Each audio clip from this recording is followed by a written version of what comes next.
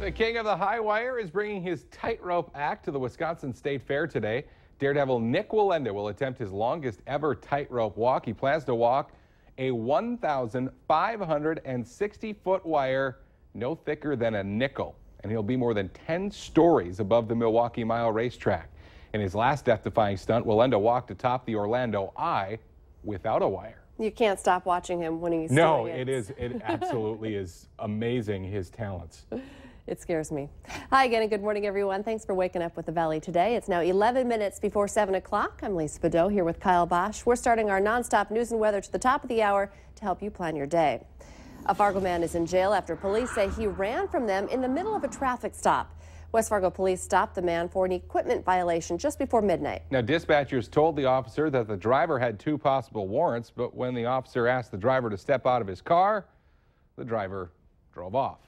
Police did lose sight of the vehicle, but they eventually tracked down 31-year-old Anthony Lordson in South Fargo after someone reported a man laying on top of a garage roof at an apartment complex. Lordson was arrested and is facing 2 warrants, charges for fleeing a motor vehicle, reckless driving, and fleeing on foot. A Moorhead family is stunned and disheartened with the latest twist in a car crash that killed both of their sons. 42-year-old Tara Lindquist, one of the first responders to the scene of a car crash that claimed the lives of Zachary and Connor Kvalvog, is now charged with stealing money from the boys' wallets. Investigators say each of the 4 boys involved in the crash was given a $100 bill. But when the boys' wallets were collected and returned to their family, all of the cash was missing. Parents of the Kvalvog boys think upwards of $1,000 could have actually been taken. They discovered the money missing from their son's belongings when they got them back a day after the crash. To respond to an accident, I would hope your total time, attention, energy, efforts, physical, mental, is to help the victims, not look around for what you can steal. Lindquist admitted to authorities that she took the money, but claims it was only $120, which she says she used to pay a utility bill. Coming up on 6:51 on this Tuesday morning, time to get a look at weather and traffic on the ones, and we start with meteorologist Mick Kerr. Thank you, and as we do, we find a clear sky and some clouds moving into northwestern Minnesota. A couple of raindrops will come down from those clouds in the next hour or 2 or 3, and then by noon, call it 80. And this afternoon, it will be in the 80s for the lakes area of Minnesota. Yes, even last weekend, which some at WeFest were calling perfect weather, it was a little cool if you wanted to lay on the beach by the water or, just do things that lake people do. Well, for the next 4 to 5 days, we're going to make up for it. Well into the 80s here for tomorrow into Saturday. And as we cool down this evening, we're going to stay in the 70s, it looks like, till midnight. So there's a reason to maybe find the air conditioner switch here today into the weekend. 83 Wahpeton, 85 in Lisbon, 86 Jamestown and Ellendale. On a warmer day, call it hot for some. Sunny, warm, and dry in the lakes area of Minnesota, 80 to 85 there. Northwest Minnesota and northeast North Dakota, you will be the warm spot today because you're closer to that stationary front up there in Ontario and Manitoba. So we're going to squeeze the air a little bit and as a result, push the temperature up to the mid to upper 80s there today. Getting hot and staying dry in northeastern North Dakota.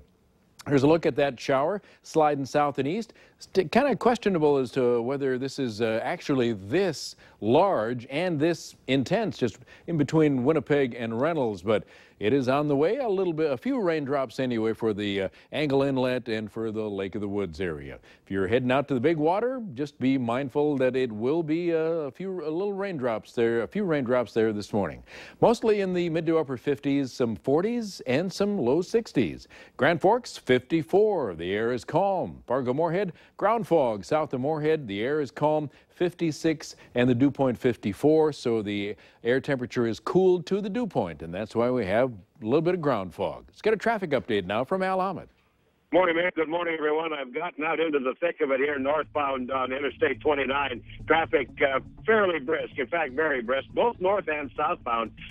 Interstate 94 traffic westbound is just out and out heavy. We have a little traffic backup action showing up on the ramps off the northbound I-29 on the main avenue. Make sure you're mindful of that. And one other thing you need to keep in mind, those of you who use South University Drive, that stretch between 14th and 18th Street, 18th Avenue, one lane each direction. Expect congestion, expect slow-moving traffic. If you're in a hurry to get someplace, that's probably not a road for you to be on. Again, and that's going to be like that for the rest of the week. Probably in the next week, and we're going to swing over there and check that out for our next report in about a half an hour or so. Drive carefully today. Willamette Valley today traffic. It's now 6 minutes before 7. An Iowa man accused of robbing a Fargo hotel, then getting into a shootout with police, is headed to federal court today to face new charges. KFGO News is reporting a grand jury has indicted Eric Webb with armed robbery, using a firearm during a crime of violence, and possession of a firearm by a convicted felon. Webb was shot by a Fargo police officer in June after he held up the downtown Howard Johnson Hotel.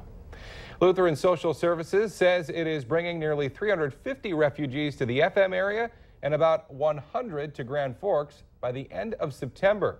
The agency says pressure from the White House means it will be ramping up efforts and expects about 60 people a month will be coming over the next couple of months. LSS says the area already has the resources in place to accommodate the increase. The federal government decides where to send refugees based on things like job and housing availability. 2 Californians convicted of using a massage business as a front for a brothel have been sentenced. Trina Wynn will serve more than 4 years in prison, and Locke Tran will serve 2 years. Police shut down their first business in Minot before the two started new ones in Dickinson and Williston. Wynn and Tran will also have to register as sex offenders. Minnesota health officials say the death of an Alexandria teenager was not related to a rare waterborne amoeba after all. Doctors originally thought 14-year-old Hunter Boutain died from a severe brain infection caused by that amoeba, which he contracted while swimming in Lake Minnewaska in Glenwood. But autopsy results released yesterday show that he died from meningitis, likely related to a skateboarding accident that started a leak in his spinal cord. Friends and family are mourning the loss of a 26-year-old Minnesota woman who died in a boat crash on Devil's Lake last weekend. April Stenger of Detroit Lakes died when the boat she was in hit a partially submerged tree early Sunday morning. 4 other people were hurt in that crash, 3 of them critically.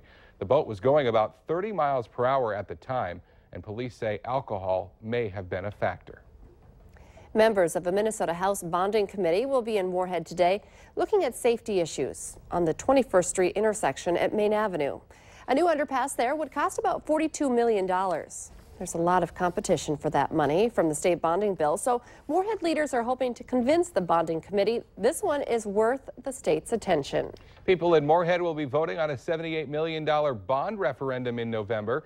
The money would pay for the construction of an elementary and middle school and upgrades to other existing schools in Moorhead. If approved, property taxes on this bonding request will increase $105 a year on a $150,000 home. If the bond is not approved, school leaders say class sizes will increase. Well, they diagnose illnesses, prescribe medicine, but in this case, we're not talking about doctors. But in rural areas, they can be just as important as doctors. UND has been educating family nurse practitioners for more than 2 decades. And Valley News Team's Ashley Bishop joins us live from Grand Forks with more on how the program is celebrating this big anniversary. Good morning, Ashley.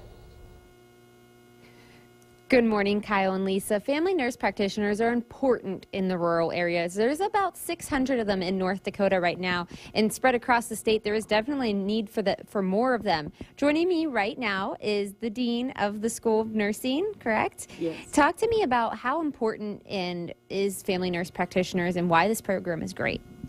We're very proud of our program here at UND, as the other programs, including the health disciplines and social work, nutrition and dietetics. But this is a special time in our history with the 20th anniversary and also the climate of health needs in the United States as well as North Dakota really creates a wonderful environment for us to give back to the community, both for managing their health as well as helping them really deal with chronic health conditions. And that's right. It's the 20th anniversary of the program. Family nurse practitioners have only been around for 50 years, but here at UND and in North Dakota, you've had a program for 20 years. You're doing a big thing to celebrate 20 years. What is that?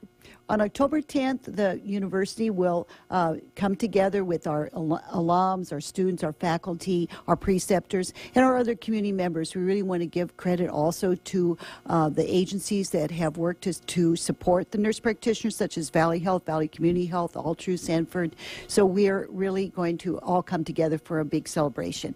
And that's going to be a great celebration. If you want to learn more about the program, you can definitely check out our website, valleynewslive.com, where we'll have links to UND's program. Kyle, Lisa? All right, Ashley Bishop reporting live from UND. Thanks. A bit of Southern cuisine has made its way to the Valley. Popeyes opened up in Fargo yesterday, and the line was pretty long during the first lunch rush hour. Check this out. The restaurant is adding about 50 jobs to the area. It's located in the Petro Shopping Center in Fargo. Similar to when Sonic opened. It seems any new restaurant that opens, you know you're going to have to fight to get there first. Let's get our answer now to our question of the morning on Facebook. Today's question, 30% of women say they'd rather do this than clean the bathroom. The answer, try on bathing suits. I will clean the toilet instead. Yeah. Going to need the bathing suits the next few days, it sounds like. That's going to be a good thing. Two-piece, actually, as we are working on a little heat for you. Starting cool and some patchy haze or ground fog. We're well into the 80s here this afternoon. We're talking 90s heading into the rest of the week. So call it hot and enjoy it. Thanks for waking up with the Valley today. More local news and weather for you right here in just 25 minutes. Have a great Tuesday, everybody. We will see you tomorrow morning.